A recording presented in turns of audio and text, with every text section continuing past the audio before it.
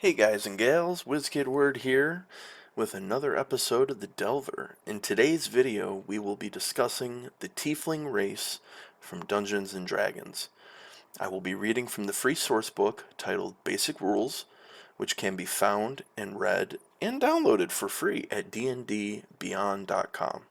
Feel free to follow along by clicking the link in the description below. Also, this will be the last short, quote-unquote, short episode of The Delver. After this episode, I'm shooting for anywhere in between 30 to 60 minutes, like a podcast type length. So let's get going. All right, Tiefling. But you do see the way people look at you, Devil's Child. Those black eyes, cold as a winter storm, were staring right into her heart, and the sudden seriousness in his voice jolted her. "What is it they say?" he asked. "One's a curiosity, two's a conspiracy, three's a curse," she finished. "You think I haven't heard that rubbish before?" "I know you have." When she glared at him, he added, "It's not as if I'm plumbing the depths of your mind, dear girl. That is the burden of every tiefling. Some break under it, some make it the millstone around their neck, some revel in it." He tilted his head again, scrutinizing her with that wicked glint in his eyes. "You fight it, don't you? Like a little wildcat, I wager. Every little jab and comment just sharpens your claws." Aaron M. Evans, Brimstone Angels.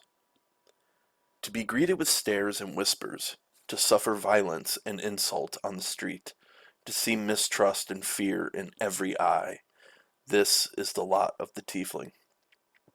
And to twist the knife, tieflings know that this is because a pact struck generations ago infused the essence of Asmodeus, overlord of the Nine Hells, into their bloodline. Their appearance and their nature are not their fault, but the result of an ancient sin for which they and their children and their children's children will always be held accountable. Infernal Bloodline.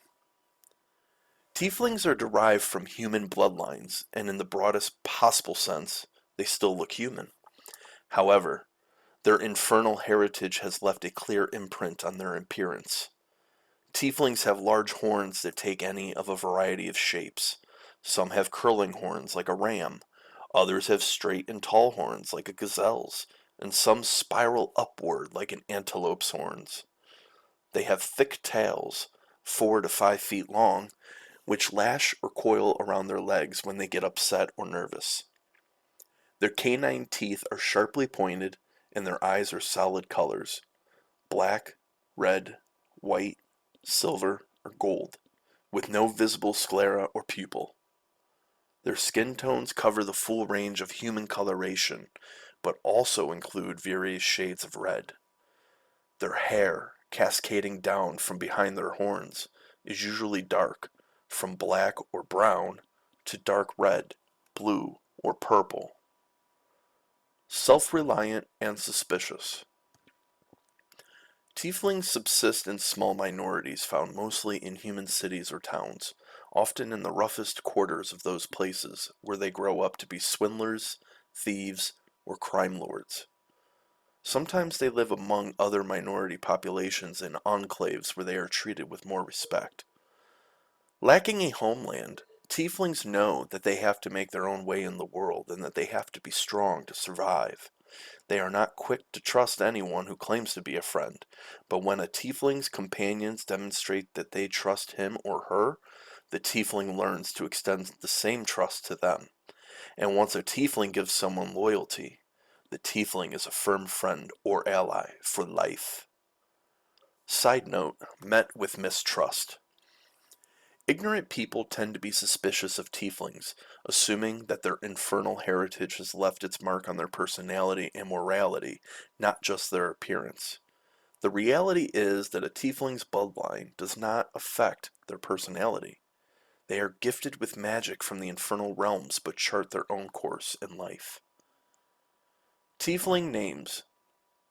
Tiefling names fall into three broad categories: Tieflings born into another culture typically have names reflective of that culture. Some have names derived from the infernal language, passed down through generations that reflect their fiendish heritage.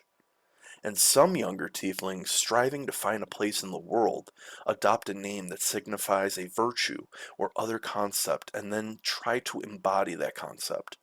For some, the chosen name is a noble quest. For others, it's a grim destiny. A few examples of male infernal names are Amnon, Baracus, and Damachos. A few female infernal names are Anakis, Cruella, and Ea. Virtue names: Art, Carrion, Creed, and Despair. Tiefling traits. Tieflings share certain racial traits as a result of their infernal descent. Ability score increase. Your intelligence score increases by 1, and your charisma score increases by 2. Age. Tieflings mature at the same rate as humans, but live a few years longer. Size. Tieflings are about the same size and build as humans. Your size is medium. Speed. Your base walking speed is 30 feet. Dark vision. Thanks to your infernal heritage, you have superior vision in dark and dim conditions. You can see in dim light within 60 feet of you as if it were bright light, and in darkness as if it were dim light. You can't discern color in darkness, only shades of gray. Hellish resistance. You have resistance to fire damage. Infernal legacy.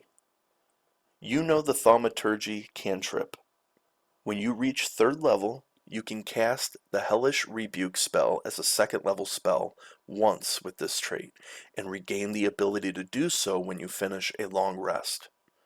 When you reach 5th level, you can cast the Darkness spell once with this trait, and regain the ability to do so when you finish a long rest.